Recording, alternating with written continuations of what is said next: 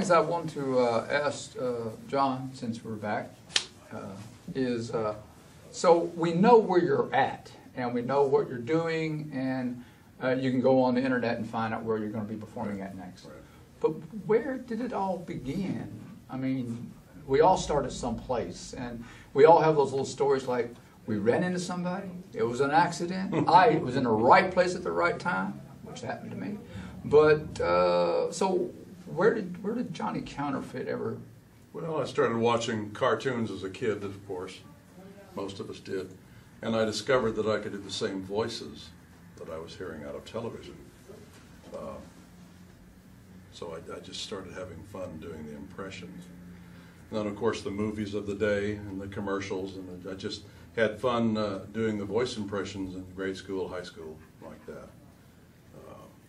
And I found myself going to what they called open mic. I used to hate those. Evenings. Well, you probably had to back all those people that came up there. Well, we did that, but we also I did a lot of I did some acting in my time, and we did a lot of cold reading, and I used to hate cold readings. But go ahead. So I just started doing it for fun, and then one day, you know, as the audience started building one or two different particular places that I would go on a regular basis, I started thinking, well, maybe I can make a career out of this. And so basically I just decided I'm going to give it a shot. And what, do you have any particular point in that process you feel that was my actual break? That was the time that when I knew that when I get done with this particular gig or this particular engagement, I'm going to go someplace with this. Was there ever a time when that time was? You kind of remember that at all? yeah, I made the decision to turn this into a career in January of 1981. And it was from there I built.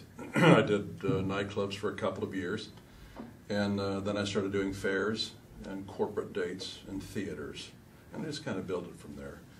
And then in the late 80s, I got a call from ABC in Hollywood. Yeah. You know, we all have certain points in our lives, I should say most of us, where this happened and that was quite a milestone. Yeah, that's what I'm saying. Yeah. This is one of in fact, the very first big break that I got when ABC called me. And they said, we're putting together a brand new show called America's Funniest People, and we'd like you to be on it. And so I did an episode with them, and that turned out well. And I parlayed that, of course, again, like we talked about before, using the tools to further what you want to do. And so I took that footage from that show, and I used it as a demo, and went on and on and on. Let me stop for a moment, because just before ABC called me, a couple of years prior to that, somebody in the local area where I grew up was producing a clay animation program. Yeah. This was before, of course, before computer yeah. animation. Very time consuming. Yes, and if you folks have seen the old Godzilla pictures, it's kind of like that. It's more like Gumby and Pokey's a good one. Well, yeah, but this was clay animation when we what they call it, stop action. Oh, okay. They'd model the clay, whatever figure, and they'd shoot 2 frames of film. And then they'd model it again, 2 more frames. Anyway, about 1986, my voices starred in a claymation Christmas special. It was Will Vinton Studios in Portland, Oregon. And we wound up winning an Emmy for that, Hey. for the program. Yes. All of us collectively. Right.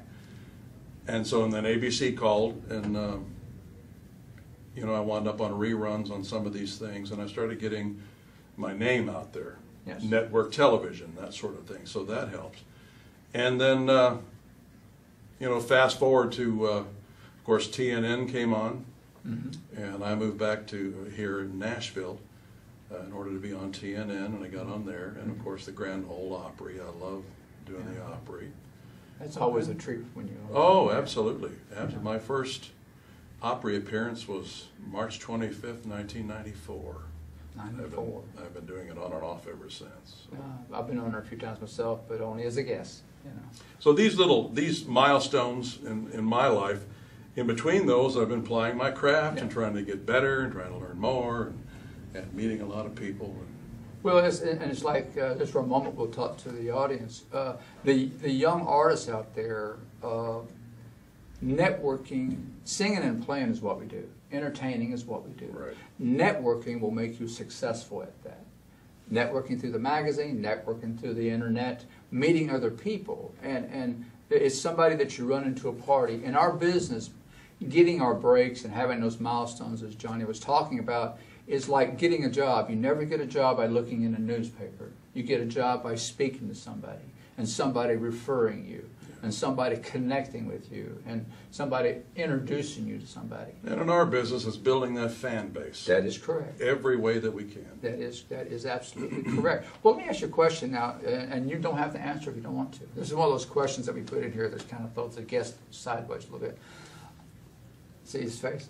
But my question is, I know you've explained how you started, but where did you pick up the last name that you've been using in the Counterfit name? Is it because of the things you do? Well, because I counterfeit voices. Yeah, and I've always done a number of voices whenever I've been on stage, on television, on radio. Right. And so I decided I wanted something that was completely descriptive of what I do. Yes. Of course, probably if I'd have been in the printing business, that would have helped too. But, Yeah. but I counterfeit voices, and really that's the reason for that. Well, I love the name, and like you just said, when you hear that name, it really kind of takes away any misunderstanding about what you do and who you are. Yeah. You know, and I've heard that name so much over the years. Like I said, I came here in '88, and I would say probably '94.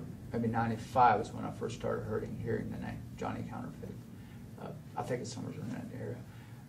But yeah, I've always thought that, well, I've always wondered why I couldn't do that, you know.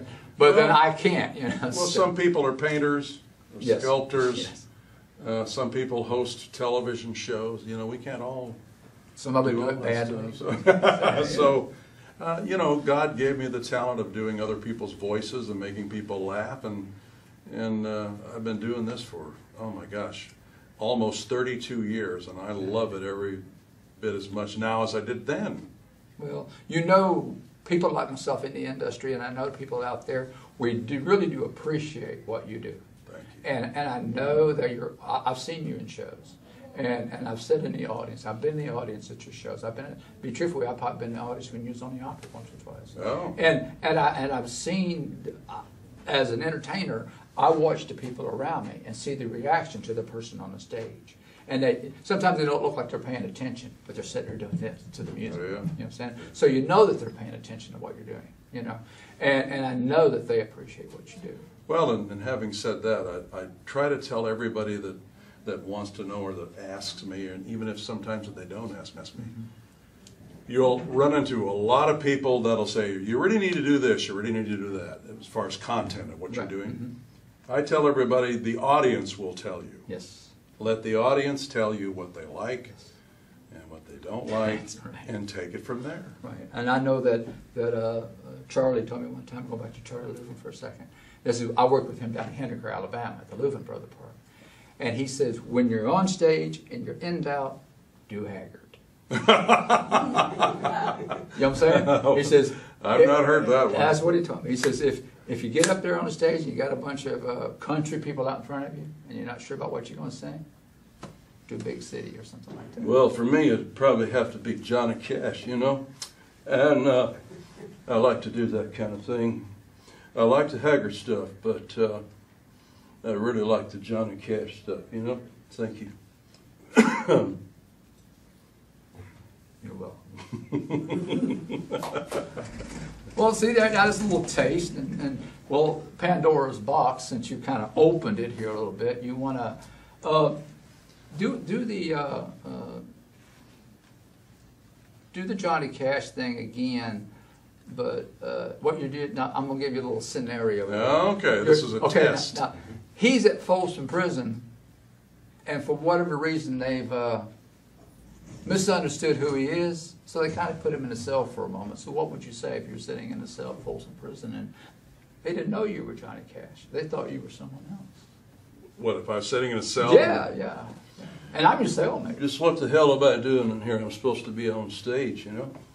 You'd think I was a politician being behind bars like this. Now, I do want to say, I have never been in prison in my life. I don't belong there. I have been at the White House, but I've not been behind a jail. At all. And that's what I do. Then they'd probably lock me up because they thought I was going crazy and thinking I'm all these. So was that other one about not being a crook?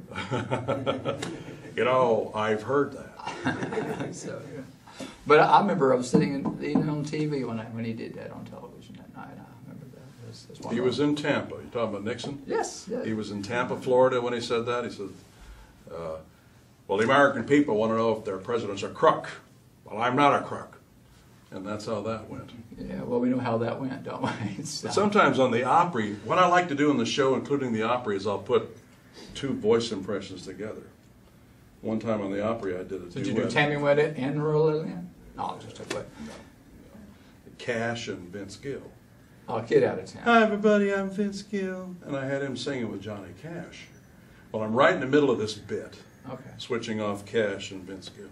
And I look over the wings of the Opry, and Vince Gill's watching me. Oh. That was cool. And he was loving it. That's So good. I try to do it respectfully, and it works out very well when I do it that way. So. Yeah.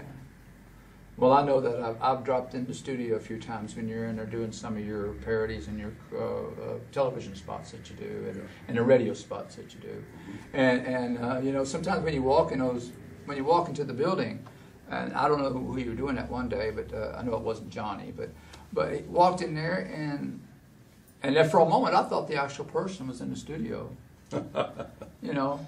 Well, thank you. And to me, it's like. Fool me once, fool me twice, I guess, you know. It's just a lot of fun. People love to be entertained, and I'm just blessed with being able to do something a little different than a lot of other folks, and I love making people laugh. So that's basically it. Well, I have to tell you, I've always been fascinated with it, okay? The fact that somebody can manipulate their vocal cords in a way to make it sound like someone else, and I've always been fascinated with that. But I do want you to know that. Thank you. Well, we've had a good time here with you, I think. I've had a ball. Well, That's great. And you'll come back again. We're going to be doing a show on a regular basis. Okay. And hopefully, if everything goes right with what we're doing, we'll get bigger and better as we go along. We think that the reason for the show is to help promote the magazine and to help promote the artists, because that's the most important thing to us is our advertisers and the people in the magazine and the recording artists and companies that we represent, such as yourself. And you have an open invitation anytime you want to come. Just get with the staff at the magazine, let them know what your schedule is. I'll do that. And we're going to do some location stuff probably first of the year. So if you're out somewhere locally and you want us to come out with a camera or something, Man, that'll really be great. you let us know. Yeah, and, that'll be great. and of course, anything we can do like that as far as production, you let us know that too. It'll be our treat. And I'll do that on camera and I'll tell you that if you need something done, it's our treat. Okay. Thank you. So you got proof. All right. All right, my wife's going to be mad at me for giving things away, but that's who I am. I give things away because you can only keep what you give away. And it'll come back to you. It always does. Always has. Always has. Well, again, thank you very much Thank you, for your time. Steve. And my name is Steve Riley for Country Entertainment USA. Don't forget your magazine when you're looking at things. And I'll be right back with our next guest, Bobby Lewis.